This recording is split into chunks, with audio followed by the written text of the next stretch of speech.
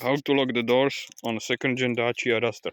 It does not have the little knob to lock the doors. You have to find this tiny slot inside. You put your key in and you push it down to this position. You then shut the door. It doesn't open. You need either your key or, one more time, if I can do it through the phone, you will have to use the inside door to open it. This is when you have a dead battery in your key. If you have a keyless entry, you remove key from the inside, or you have removed the big battery to charge it and something, and you need to lock the doors in the street.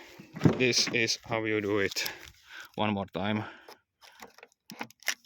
It's mechanical bypass. It only works for the passenger side. Rear doors, the same deal. This is a child safety. Don't use it. It's the same over here. The driver door has that little thing to unlock regularly.